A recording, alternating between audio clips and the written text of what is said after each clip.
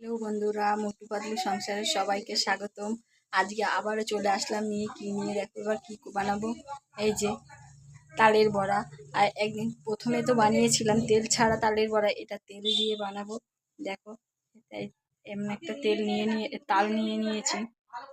একটা নারকেল নিয়ে নিয়েছি, এই নারকেলটা আমি কুড়িয়ে নেব।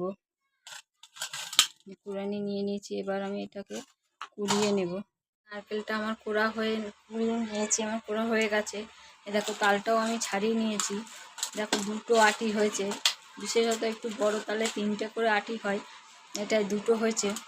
এবার এই তাল দুটোকে অল্প অল্প জল দিয়ে আমি কষলে নেব। দেখো আমার মেখে নেওয়া চটকে নেওয়া হয়ে গেছে অল্প অল্প জল দিয়ে। এবার আমি চিপে নেব। দেখো ঝুড়ি নিয়ে নিয়েছি, এবার আমি এই তালগুলো ঝুড়ির মধ্যে চিপে নেব।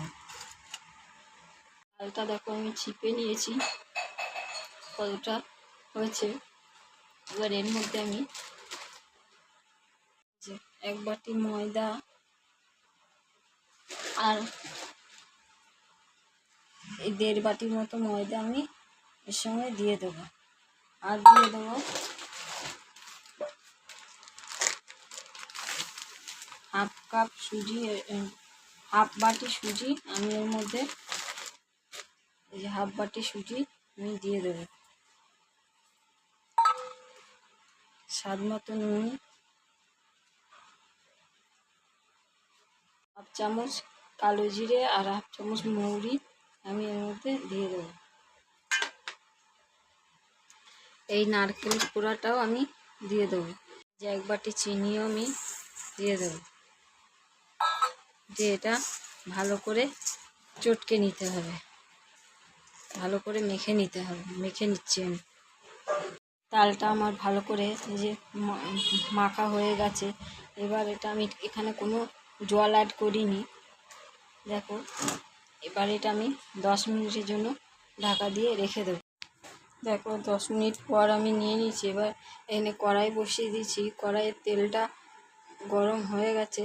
এবার আমি বড়াগুলো এক এক করে দিয়ে দেবো। সবগুলো আমি দিয়ে দিয়েছি, যা ধরবে এখানে তাই দিয়ে দিয়েছি। এবার এগুলো লাল লাল করে ভেজে নেব। দেখো লাল লাল করে ভাজা হয়ে গেছে, এবার আমি এগুলো তুলে দেব। এভাবে আমি সবগুলো ভেজে নেব।